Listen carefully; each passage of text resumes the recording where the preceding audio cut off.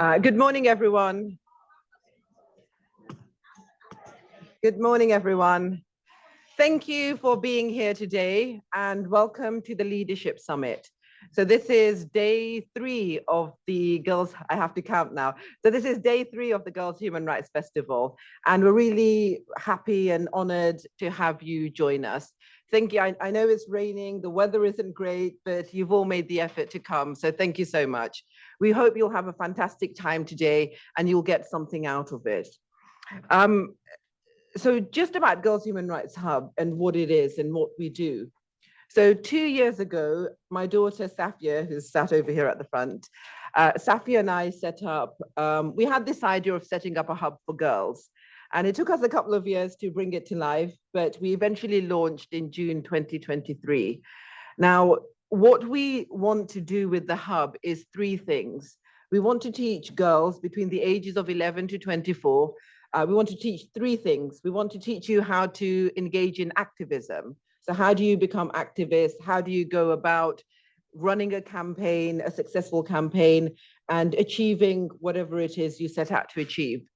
Secondly, we want to teach you about leadership skills. How can you use leadership skills to advance girls' human rights? And the third thing we want to teach you is litigation. So how can you use the legal framework and legal mechanisms to, again, advance girls' human rights? And so today we're focusing on leadership. And we have an amazing array of speakers for you. I don't know if any of you have been onto our website, but we've got lots and lots of people from lots of different professions attending. I won't ruin it if you haven't seen it. They'll be introduced to you when each plenary panel starts. But we do have Lady Hale, who's going to be doing a fireside chat, and that will be an incredible session. Lady Hale was the first female president of the Supreme Court, and she's now retired, but she has some amazing stories to tell, and she's a hugely inspiring figure. We have a range of workshops for you as well today. So we have a public speaking workshop. So we've got a couple of barristers, King's Counsel, coming down to teach you about public speaking. We also have a storytelling workshop.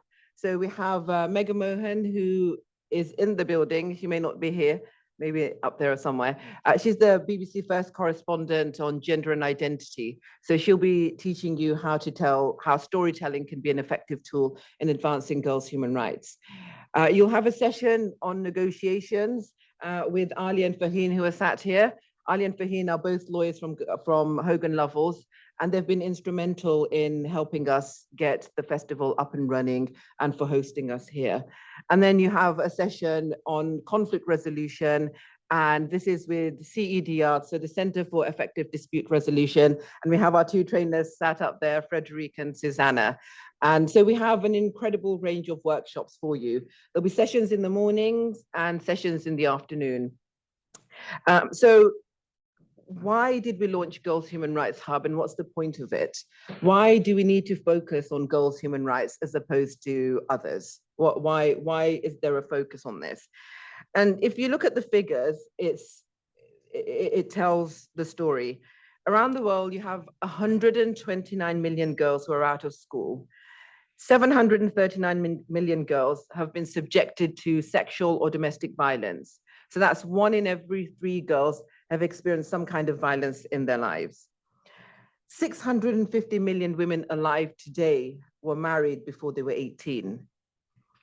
Over 200 million women and girls in 30 countries around the world have been subject to female genital mutilation. And you have 500 million women and girls around the world who don't have access to sanitary products or hygiene facilities. So they don't have access to basic things such as toilets. You have 71% of all human trafficking that takes place involving mainly girls and women, and they're trafficked for the purposes of sexual exploitation. And so the discrimination and violence that girls experience is the magnitude of it is greater, I guess, than any other category. Of course, anybody being subjected to any of these horrific acts is horrendous. And of course, women, older women do suffer, but it's particularly girls, because of their age and the vulnerability, it has a much deeper impact on them. And so girls' rights have always been part of women's rights. They're like a little mini category or a subset. Also, they're a subset of children's rights, but they're not really seen as a category that deserves attention by themselves. And so Safi and I set this up so that we could bring the attention onto girls' human rights in particular, and to try and see what we can do to change that. And so what we ask everyone to do, anyone that comes to our hub or joins our hub or learns anything about us, is to engage in these three things: activism, leadership, and litigation, so that we can all go about bringing a change in terms of girls' human rights. Now, we launched last June with a campaign called 1 in a Million. And our goal is, initially, we want to harness 1 million girls. So we want to train 1 million girls around the world in those skills. So we want to get the conversation going. And what we are saying is that those of you who are here today and who are attending the festival, and those of you who are joining us online, we want you to join us in advancing girls' human rights, and we want you to be that 1 in a million. So we've got a short video for you. Every girl is born free, destined to rise against oppression, discrimination, and violence. They are not just participants in their lives, but change makers, pioneers, and architects of their future. Girls Human Rights Hub aims to unite a global community of 1 million girls. Together, we uplift, educate, and amplify their voices. Join us and advocate for girls' rights worldwide. Be that 1 in a million.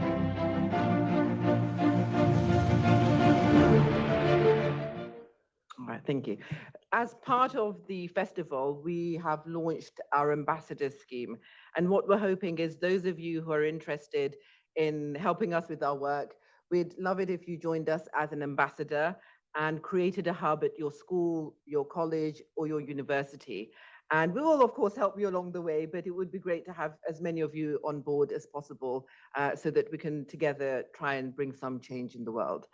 Now, I've spoken for long enough. What I want to do is just say that we have some amazing people supporting us. We've told you about the workshops we have. We have an amazing partnership with CEDR. CEDR is an organization, if you want to mediate, for example, become an accredited mediator, you have to do a course with them. And so we have this incredible partnership whereby those that do join us as ambassadors will get an opportunity to complete an online course on conflict resolution. And so we're incredibly grateful to be part of this venture.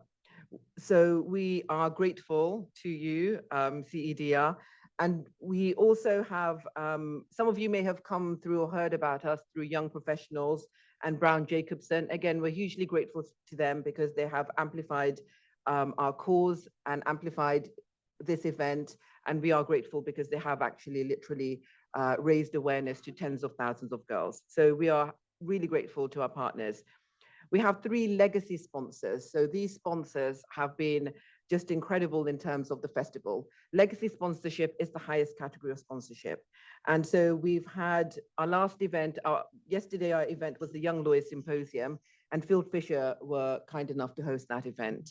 We have an event tomorrow, and our legacy sponsors are Old Square Chambers. So it's the Barristers Chambers, and it's the Advocacy Bootcamp that we have tomorrow. So all things activism related. And today we are incredibly honored to be hosted by Hogan Lovells. I should say Hogan Lovells were the first sponsors to come on board. They literally just jumped on, if it weren't for them, the festival would not have snowballed in the way that it did. We were initially going to be 1 day, but when Hogan Lovells came on board, it snowballed and we had a lot of interest, and we've managed to now increase it to a 5-day festival. So we are incredibly grateful. And the 2 people who have been really instrumental, there's a number of other people, all of whom I will thank later, but instrumental were Faheen Ahmed and Alia Padani. They are both associates here at the firm, and they really represent everything that Girls Human Rights Hub is about. So without any further ado, I say thank you and welcome, and I will hand over and let them say a few words. Thank you. For the people at the back, there is some space at the front if you want to come down.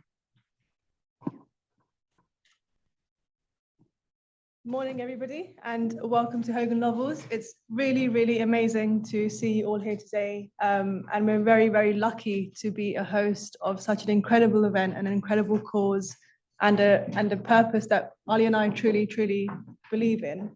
My name is Sareen Ahmed. I am an associate at Hogan Lovells, as Sultana said. I qualified here just under a year ago. By your background, I grew up in Luton. I studied in Luton for high school and college, and then I went to the LSE to read law. This was a number of years ago now, so I won't go back into actual years, but graduated in law and then pursued a career in commercial law and ended up at Hogan Lovells. Now, people always ask me, what is it that made you pursue law and become a lawyer? And I think there's a number of reasons. And at the very heart of it is that I really wanted to be part of a profession where I'd be making a difference and helping clients achieve objectives. And that could be, at that point, I didn't think it'd be commercial, but it could be a range of things. And what we're here today is to understand how we can make change and help people do it further. In addition to that, I think I was always seeking a career that was stable, that provided financial stability, and which I saw a longevity and career development. And I think law is one of those, and I'm sure Sultana and Ali will agree that it's one of those careers that you really see the impact that you can make. And yeah, I think very lucky to be at a firm like Hogan Lovells, and really, really pleased that we can do things like this aside from our day jobs, you know, sitting behind a screen and working on agreements. And yeah, very, very honored. So thank you, Sultana, for having us host this. Hi, everyone. I'm Alia. I'm an associate like Farheen, and I work here, which is obvious because I'm here. And I didn't study law at university. I studied politics and sociology, and I went to Cambridge, and it was a great 3 years. And then why I became a lawyer, well, Farheen has a good, sensible answer, but mine is a little bit less sensible. My best friend told me, I think we should be lawyers. And I said, okay. And it really was that simple. Her dad had told her, she passed the message on, and now her and I are actually both lawyers here today. So I have a lot of thanks to give to her dad. But from a practical sense, I think law is one of those things that gives you a really good toolbox to make differences and make changes. Exactly what Farheen said, it's a really good skill to have. And not that we're going to persuade you all to be lawyers here today. There are many different jobs that you can do where you can have similar impacts. But that's just a bit about why Farheen and I chose law. And for this session, we don't want to just speak at you and give you a speech. And so we were brainstorming how we should talk to you about why female leadership is important, and especially with girls' human rights. And then we started thinking, and Farheen and I have our best conversations when we're just chatting in the car usually. So that's where we have our best ideas. So for this session today, we thought we would kind of have a conversation between ourselves. And in that conversation, hopefully you can learn about why we think female leadership is really important. So this is like a podcast with Alia and Farheen. We can actually talk for days. Yeah, so you'll have to cut us off at a point. Always a little bit like James Corden when he has singers in the car. Okay, precisely. So we'll expect some music and some songs. We'll spare you our singing voices. But to get started, Farheen, obviously the topic of today is leadership and how it can drive change. And I'm really interested to know why you think it's important we have female leaders. I think there's a really amazing quote by Brigham Young who said, if you educate a man, you educate a man. If you educate a woman, you educate a generation. And I think that really goes to the heart of what female leadership can do. I think women themselves in positions of leadership bring so much diversity of thought. They bring an open mind. They are so much better at decision making and, you know, solving complex problems. And we can look to stats such as if you have women in leadership, a company is likely to do 25% better and be more profitable than where they're not. Ali and I were joking yesterday and said, if there were more women in leadership, there'd be less wars. And I think it's really true because women come to represent half of society, right? Like if you think about the world, half of us are women, half of us are men. And if the world is led by men, there's a whole segment of society, and an important one at that, that's not represented.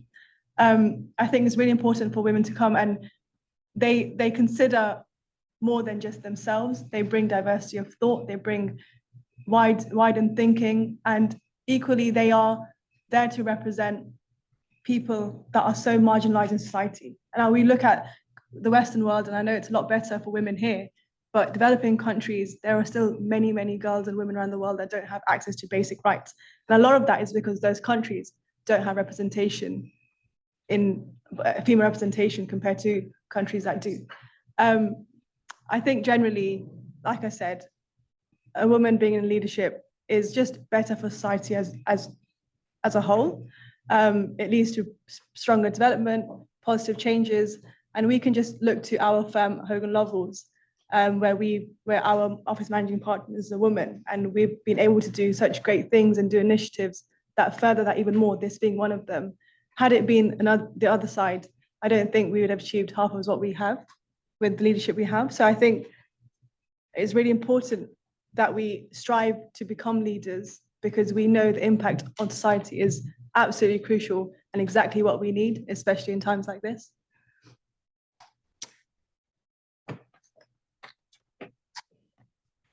Alia, I've spoken a lot about why I think we need leaders, but what qualities do you think a female leader should have?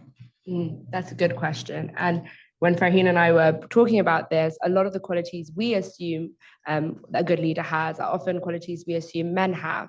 And actually on Monday at the Supreme Court, someone was talking about, she was a female partner, and she's a female partner at Hogan Lovells, and she was told, if you want to become a leader, you need to have more male characteristics, you need to occupy more space, you need to speak more loudly. And she was told all these things. And when it actually came down to it, she realized how she did succeed in the end was not emulating a man, but actually leaning into what makes her different.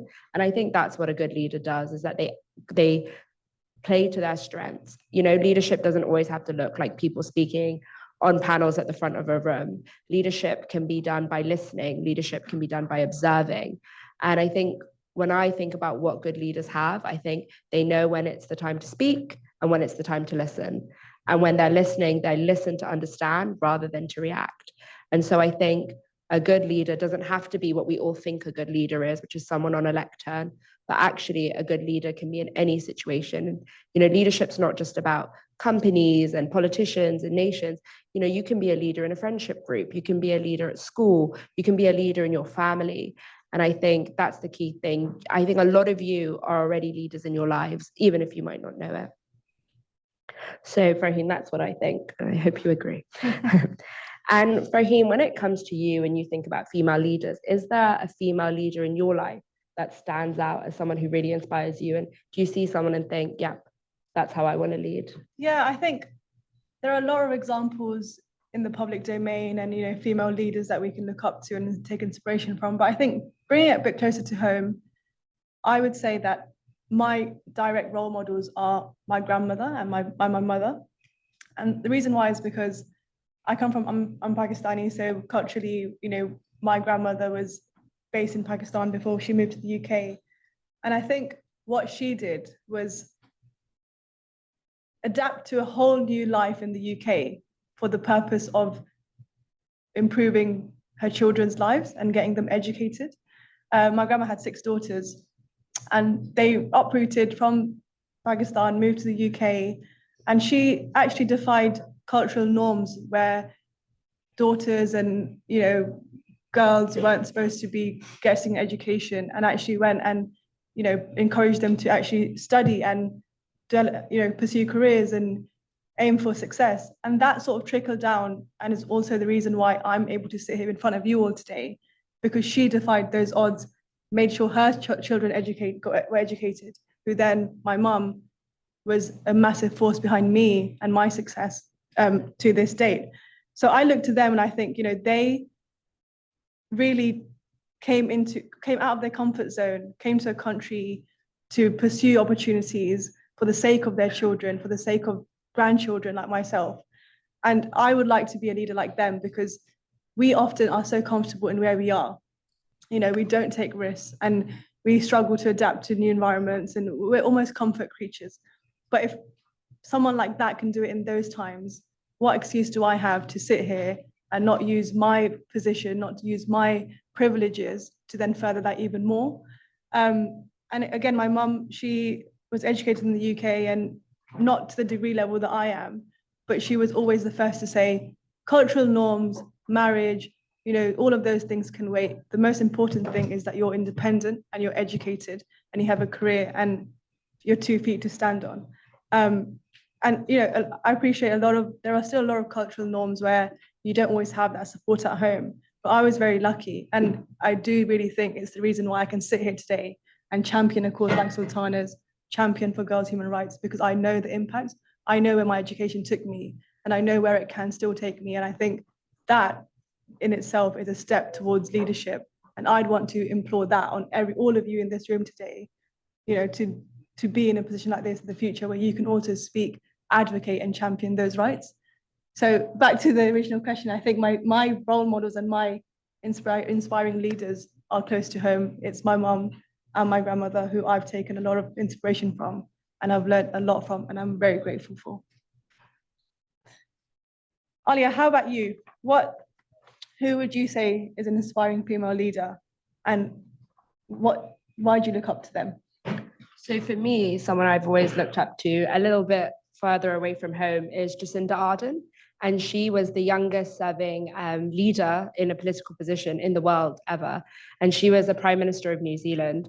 And she really stands out to me, first of all, because she was young. So she was a young female leader and she was the second politician to have a baby while in office. And I love a picture where there's this picture of her, she's standing in the UN General Assembly with her baby and she's delivering a speech. And I thought that was such a powerful image that women can have it all if they want. And she's a really inspiring leader to me because she's someone who used her strengths of being empathetic and kind.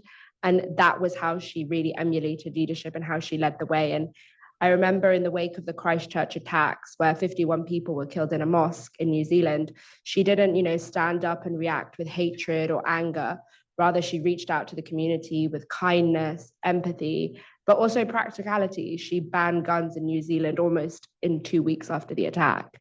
So she's someone I really look up to because she really, really teaches me that you can be empathetic and kind, but you can really affect change. And I think that's something that's really lacking from modern politics. I think, kindness you don't see on the House of Commons floor often. And so Farheen, when you think about leadership, how have you been able to develop your leadership skills as a girl? How did you start doing that from a young age? Yeah, so my mum makes this joke where she says, I can't sit still. And she's right, because since school age, I've always made sure that in my free time, I'm getting involved in projects, initiatives, events that can build the skills that are required for, one, a career in law, and two, to lead. An example, I think, going back is when I was in school, all of my summers are always busy with local charity events and doing things like fun days or cultural events in Luton, where I grew up. And I think that is where my initial skills of leadership began developing, because it was where I was learning how to communicate, where I was learning how to work in a team, where I was learning organization and, just building that confidence. So local events, a lot of youth events, worked on charity projects, and I still do them. But when I then got to university, my big thing was to found a society and to sort of launch a society. And I founded the LSE Islamic Finance Society because it was a passion of mine at the time. And that's where I think I really blossomed in learning how to lead, is because I was then leading a society, having to liaise with the institution and organizing events and important sessions as part of that. And again, enhance my communication, teamwork, critical thinking. Didn't do a lot of studying, but did a lot of things outside where I knew this would benefit me in the long term, because these skills are important no matter where I go. And then fast tracking to being at Hogan Lovells, Ali and I are members of the Hogan Lovells Muslim Network, where we lead on a lot of events internally, and we have our annual Ramadan events, we have annual big events hosted at the firm for people in the city and at Hogan Lovells. And that's also where a lot of our skills that we've attained from school age onwards come to fruition, because we can work and multitask, and alongside that organize these really crucial events for the firm. So I think it's just been a combination of consistent getting involved in projects. And one thing I would say is I've tried to always come out of my comfort zone, and I've always tried to make time for these things, because you can get so busy and caught up in studies, and which is very, very important, and also work. But these things, some skills you gain just through life, and a lot of this is just life and pursuing your passions, interests. I care massively about getting involved in charity projects. I've always tried to ensure I reserve time in my life for that. And naturally, it's always a learning curve. You're always developing them. I think even Sultana, being such an esteemed barrister, I think you'll agree that we're constantly learning how to better communicate, better lead, and that confidence is continuously growing. So I definitely think it's a combination of all of those. Yeah, and I just on that point about comfort zone, I think something that I used to do when I was a lot of your guys' age, when I was at these events, is I would psych myself up to ask one question. And I used to find it really difficult being at events and putting my hand up and then trying to ask people questions. And so I would say to myself, Alia, you have one job today, and it's to put your hand up and do it once. And I think things like that are how you start, becoming a leader, because leadership is learning first. And so putting yourself outside your comfort zone, asking questions, talking to people. And all of this is to say, when you catch Farheen and I today, come and talk to us, come and chat to us. We want to talk to you as well. And so those are the things you can do now and you can do today to kind of come outside your comfort zone. And I think we're coming up to the end of our session. But before we end, we have a fun question, Sultana. Sorry, we haven't told you about this. But we're all going to tell you that if all of us could have dinner with one female leader, dead or alive, who would it be? So Sultana, you go first. Oh, goodness. So we had a speaker yesterday, Patricia Sellers, who's the special advisor to the International Criminal Court. She was a special advisor before on gender and now slavery crimes. So I don't have too many heroes, and people ask me, who mentored you? I actually never had a mentor, but if I went back in time, I would pick her to be my mentor. I think she's incredible in the things that in the advances she's made in the field of women's rights. And she's just a fierce advocate and somebody I feel really would understand the steps. She would understand who I want to be. And so that's somebody I look up to, and I think I'd love to have, well, I have had dinner with her, but I wouldn't say no to another dinner with her. But thank you both so much. And shall I throw it back at you then? Yes. For putting you me go in the hot first. seat. I'm still thinking. Jacinda. Yeah, it's interesting. I think, God, I'd have dinner with these two. Oh. I think somebody in history. Don't waste your opportunity with me. Pick somebody. We can do that as well. So I think someone in history that I've been reading about recently, and I actually went on a tour of Pakistan in December and learned about the history of South Asia. And I think someone that strikes me was the sister of Muhammad Ali Jinnah, who was the founder of Pakistan. And the reason why is because whilst he was what I think was the driving force behind the founding of a state of Pakistan, she was really the wheel. And often, again, I think women are overlooked in their power and their force behind really profound changes and significant developments in the world. And she's one of those people that my reading has taught me was really that what a woman should assemble is, that motivation, the skills that she had of speaking to her brother about how to go about things, of problem solving. She really was the epitome of all of that. And I just found it really interesting that we don't know her as well as we know the founder of Pakistan, but she was actually somebody who led to such a profound development in South Asian history. And I just thought I actually would really love to sit and speak to her about how that was for her, and how that at that point in time, she was the driving force, and how the impact of that and how she saw it. And that's just because, we're talking about people in history, but in the modern day, I think there are so many people these days that we'd want to sit and speak to and, pick their brains on. And we have esteemed lawyers, and a lot of them you actually hear from today.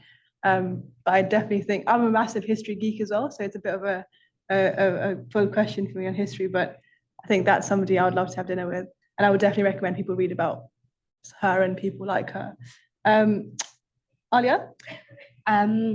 Very hard, but I think I'll do it quickly. I think Michelle Obama and Kim Kardashian. I would love to have dinner with her. So those are my two answers. A little bit less profound. But thank you all for your time. If I may, if anyone else is brave enough to tell us who they would like to have dinner with, I'd love to hear from some of you students. Quick Okay, fire. I know TikTok must tell you these days who are the cool people, so I'm sure you guys have some inspiration. Yeah. You have a hand over there. Marilyn Monroe. That's a good one. one. That's a really good one. Anyone else? Yeah. Yeah. Yeah. Oh. Yeah. Nice. She's kind of like just for that as well. She also helped with her hair and with her hair products that she used Wow. with her house watches. She's also like shaped like certain black girls today, like they did like more confident about their hair and stuff like that. Wow. Yeah. Nice. So I'm going to look her up. Thank you Yeah. for sharing. I think I watched something. Is there a Netflix? There's a Netflix series, isn't there? Yes, yes, fantastic. Anybody else? Ah, right up there at the back. Oh. Is she here with you? Is that no? Okay.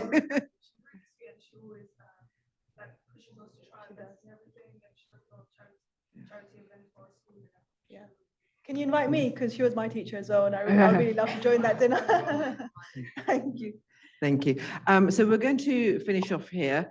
Before we do, can I just also just say something about leadership? A lot of people sometimes feel like they don't fit in.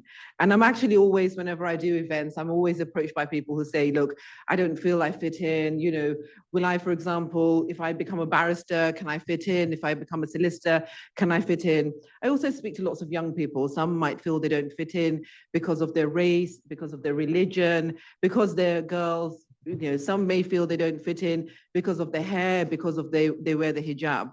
And there are lots of reasons why people feel like they don't fit in. Sometimes it's just internal. You just feel, well, I'm not like everybody else. And that's a good thing, okay? Because a real leader is somebody who doesn't fit in. A real leader is somebody who is different. And a real leader is somebody who does stand out. So if you are feeling like that, take that, embrace it, and actually be different. If you're the same as everybody else, then you're not a leader. But if you're feeling really different and that you don't fit in, those inside you have leadership qualities, okay? And so be different, don't be afraid to be different. And I think that's a real leadership skill. Anyway, we're going to move on to the second panel and we'll try and talk amongst yourselves for a few minutes while we get all the speakers ready. Thank you. Thank you.